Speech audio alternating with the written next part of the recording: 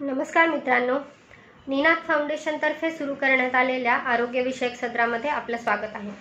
मी doctor आकांक्षा गाजरे, मी pathologist आहे आणि आज मी तुम्हाला सर्वांना ॲनिमिया म्हणजे रक्तक्षय याविषयी थोडीशी माहिती देणार आहे। तर ॲनिमिया हा भारतातील स्त्रियांमध्ये आणि लहान मुलांमध्ये सर्वाधिक आढळणाऱ्या आजारांपैकी एक आहे।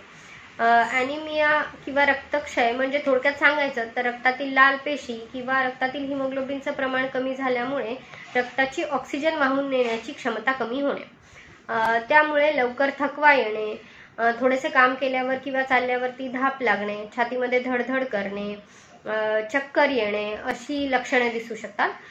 जर ॲनिमिया दीर्घकाळ राहिला तर त्यामुळे नखे ठिसूळ होऊ शकतात किंवा पायावरती आणि सर्वांगावरती सूजही येऊ शकते। ॲनिमिया जर दीर्घकाळ राहिला तर त्यामुळे हृदयावरती आणि फुफ्फुसावरती त्याचा विपरीत परिणाम होऊन ते अवयव निकामी होण्याचा धोका निर्माण होऊ शकतो। गर्भवती स्त्रियांमध्ये जर ॲनिमिया असेल तर त्यामुळे गर्भातील बाळाची वाढ खुंटते, त्याचबरोबर कमी वजनाचं बाळ जन्माला येणं किंवा प्रसूतीमध्ये गुंतागुंत होणं असे प्रॉब्लेम्स येऊ शकतात। लहान मुलांमध्ये जर ॲनिमिया असेल तर त्यामुळे त्यांच्या शारीरिक आणि मानसिक वाढीवरती त्याचा विपरीत परिणाम होऊ शकतो। आता आपण बघूया की हा ॲनिमिया होण्याची प्रमुख कारणं काय असतात। ॲनिमिया हा बहुतांश वेळा आहारातील आयर्न म्हणजे लोहाच्या कमतरतेमुळे होतो। त्याचबरोबर आहारातील ब जीवनसत्वाची कमतरता असेल तरीही ॲनिमिया होऊ शकतो। स्त्रियांमध्ये मासिक पाळीच्या वेळी अतिरक्तस्राव होणे किंवा प्रसूतीच्या वेळी अतिरक्तस्राव होणे, लहान मुलांमध्ये जंतांचा प्रादुर्भाव असणे ह्या कारणांमुळेही ॲनिमिया होऊ शकतो।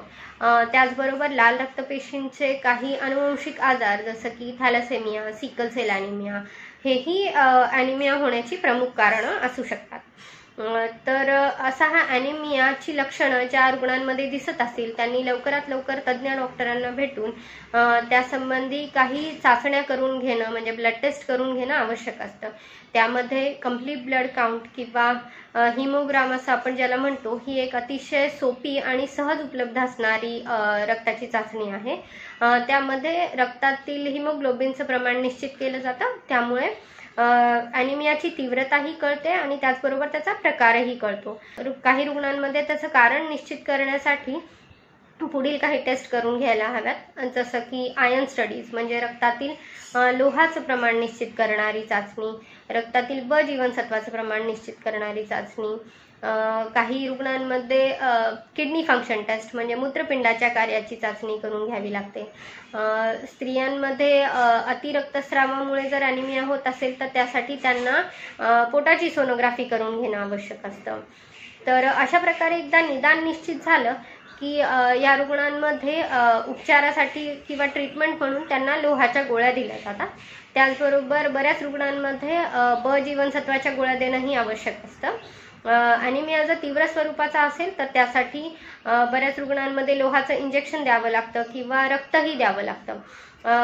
आणि सर्वच रुग्णांमध्ये ॲनिमियाचं कारण निश्चित करून त्या कारणासाठीही उपचार म्हणजे ट्रीटमेंट घेणं खूप आवश्यक असतं। जसं की स्त्रियांमध्ये जर मासिक पाळीच्या वेळी अतिरक्तस्राव होऊन ॲनिमिया होत असेल तर त्यासाठी त्यांनी लवकरात लवकर स्त्रीरोग तज्ज्ञांना भेटून त्यासंबंधी उपचार घेणं आवश्यक आहे।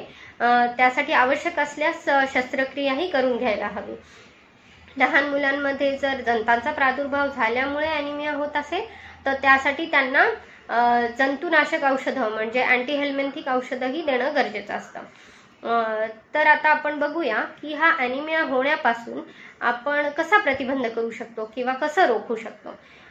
तर ॲनिमिया होऊ नये म्हणून पौष्टिक आणि समतोल आहार घेणं हे अतिशय महत्त्वाचं आहे। त्यासाठी आहारामध्ये लोहयुक्त पदार्थांचा समावेश असायला हवा, विशेषतः हिरव्या पालेभाज्या, पालक, चुका, मेथी किंवा तुमच्या परिसरात मिळणाऱ्या कुठल्याही हिरव्या पालेभाज्यांचा तुम्ही आहारामध्ये समावेश करू शकता। त्याचबरोबर काही फळं जसं की सफरचंद, डाळिंब, केळी ह्या पदार्थांचाही आहारामध्ये समावेश असायला हवा।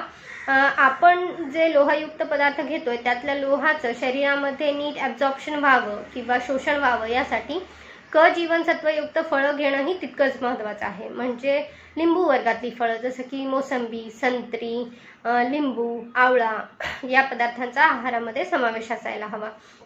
त्याचबरोबर जे लोक मांसाहार करू शकतात त्यांनी सर्व प्रकारचे मांसाहारी पदार्थ, अंडी, मासे, चिकन, मटण याही पदार्थांचा आहारामध्ये समावेश असावा.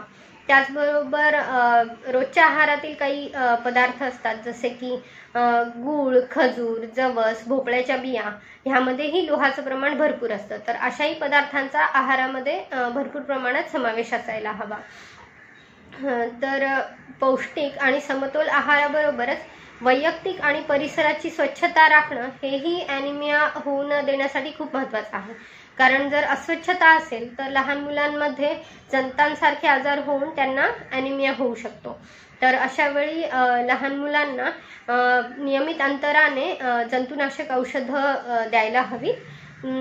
तर थोडक्यात सांगायचं तर ॲनिमिया होऊ नये म्हणून पौष्टिक आणि समतोल आहार आणि त्याचबरोबर वैयक्तिक आणि परिसराची स्वच्छता या दोन्ही गोष्टी तितक्याच महत्त्वाच्या ठरतात. हा व्हिडिओ तुम्हाला कसा वाटला आम्हाला अवश्य कळवा. कमेंट बॉक्समध्ये जाऊन कमेंट करा, शेअर करा आणि सबस्क्राईब करा. धन्यवाद.